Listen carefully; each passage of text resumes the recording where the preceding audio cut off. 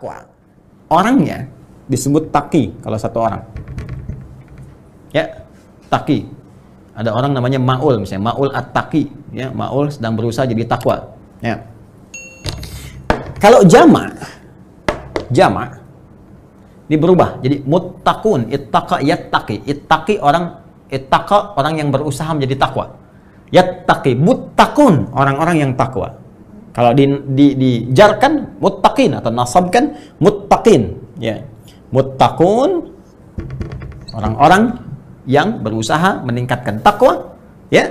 Kalau dinasabkan dijadikan objek jadi muttaqin. Ya. Orang-orang yang berusaha meningkatkan takwa. Perhatikan korelasinya kembali ke Al-Baqarah ayat 2 sampai 5. Dzalikal kitabu la raiba fi hudal lil muttaqin. Ya. Isi Al-Quran jangan pernah diragukan kandungannya, memberi petunjuk pada orang-orang yang berusaha meningkatkan takwanya. Bagaimana dia bisa meningkatkan takwa itu? Ya, kan kesini kan? Semakin kau tingkatkan takwa, takwa akan menutup sifat burukmu, kan? Fujurnya hilang, kan?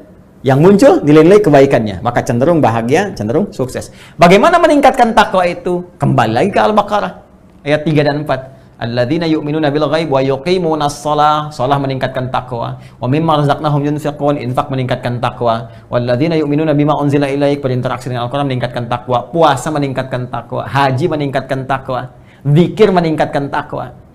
Karena itu ketika orang salat, ya diminta oleh Allah menunaikan salat, sebetulnya maaf, kewajiban yang melekat pada salat bukan sekedar ingin menuntut kita hanya mengerjakan sebagai ritual, bukan.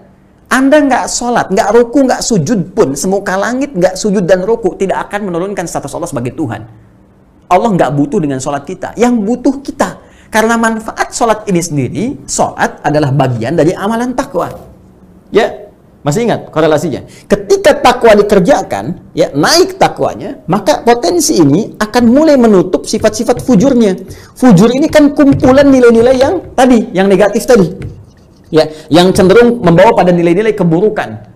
Nah, kalau takwanya naik, ininya ketutup. Di antara amalan takwa itu sholat. Semakin orang sholatnya benar, semakin meningkat, maka sifat-sifat buruk ini mulai terkoreksi, tertutup. Tutup. Ini sebabnya di Quran surah ke-29, ayat ke-45, ada redaksi, innas sholata tanha anil fahsya wal munkar. Sungguh, sholat kalau benar dikerjakan akan berpotensi mencegah perbuatan keji dan mungkar. Makanya saya sering katakan, orang kalau sholat benar, ya, benar aja sholatnya, maka sudah, pasti jadi orang baik. Itulah sebabnya dalam Islam, dari sejak anak dini itu yang dituntut sholatnya. Kalau sholatnya sudah benar, dewasanya pasti jadi orang baik. Demi Allah saya katakan, orang benar sholat aja, nggak mungkin korupsi. Saya lagi, jari tahiyat, nggak akan pernah dipakai maksiat. Ya, nggak ada pelaku kriminal, kalau sholatnya benar. Karena akan tercegah, di hatinya itu ada dorongan kuat untuk mencegah. Jangan lakukan, itu nggak benar. Ya, semakin berkurang, makanya pelaku maksiat tuh, demi Allah saya katakan, mustahil sholatnya benar. Kalaupun ada orang sholat bermaksiat, mustahil benar tuh, pasti bermasalah. Kalau orang benar tuh udah kelihatan auranya lain, beda.